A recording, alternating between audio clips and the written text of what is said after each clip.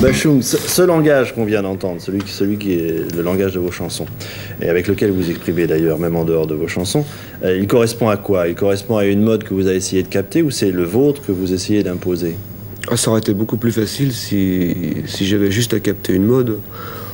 Non, c'est plein de choses que j'aime bien. Il y a des flashs de cinéma, il y a des réminiscences de rock.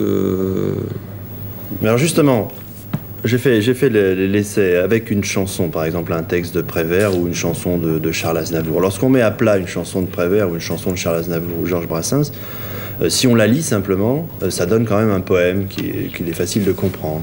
Hein. Et puis lorsqu'on met à plat une chanson de vous, par exemple, ou bien nous l'avions fait avec une chanson d'Alain Souchon, on s'aperçoit souvent qu'il y a des phrases sans verbe, des éléments comme ça, et que le texte ne veut pas forcément dire quelque chose comme ça en le lisant. Vous voulez, je peux vous lire un extrait, par exemple, d'une chanson qui s'appelle « Reviens, va-t'en ». Si je le lis comme ça, ça donne « T'apprenais au Ménate le pont de la rivière Kouaï, dans le zoo où j'étais encore épouvantail, reviens, va-t'en, toujours à fuir Mogador, les jours de paella, surtout pas se griller la gitane, viva l'Espagne ». Je veux dire, c'est pas aussi évident que ça.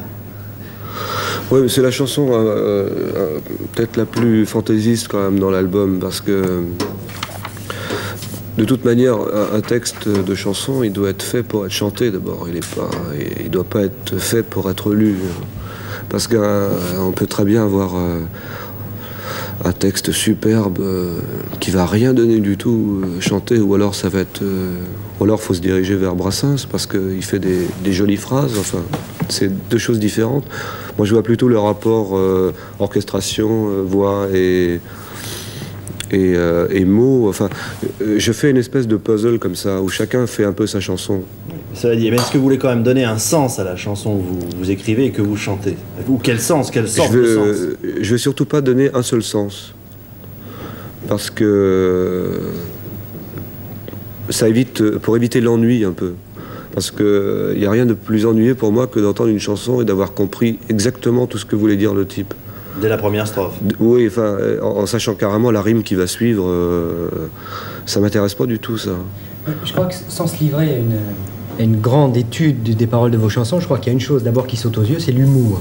Je crois que pour la première fois depuis longtemps, vous faites de la musique, du rock'n'roll, avec de l'humour. Tout à l'heure, on était tous à sourire en écoutant les paroles de Gaby, et en particulier parce que vous employez des images, plus qu'un sens direct d'ailleurs des paroles, il y a des images qui font sourire. Le cochonnet, Oui. Sans les boules, le pétard qui a besoin d'une allumette à propos d'une jeune femme. Oui, ben bon, si on prend le mot pétard, il y a plusieurs sens au mot pétard. Il y a le pétard du 14 juillet, il y a le pétard de la dame qu'on a envie de toucher, il y a le pétard qu'on fume, il y en a peut-être d'autres encore, je sais pas. Ouais, alors ce qui est... Et mélanger tout ça, c'est ça qui est assez marrant. Bien, alors, ce qui est le gage que vous avez tapé juste, c'est que, par exemple, chez les enfants, en ce moment, le langage de vos chansons, on le retrouve dans les cours des lycées, dans les cours des écoles. Je crois que ça va dans les deux sens, même. Oui, mais je sens. crois que les enfants sortent parfois des trucs qui sont... Parce qu'on pourrait dire que c'est le langage de votre génération, mais vous n'êtes pas très éloigné de ma génération. Je crois même qu'on a des âges qui se rejoignent. Et donc, vous n'êtes pas forcément quelqu'un qui a été à l'école l'année dernière et qui a pris ça, ces textes-là et ces expressions-là dans la cour du lycée. Non, c'est venu vraiment de fantasmes qu'on a eu ensemble qu'on a essayé de reproduire comme ça.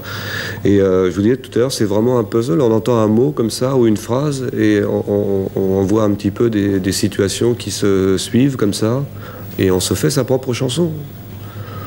Et chacun peut trouver dans votre texte différents sens. Bien sûr.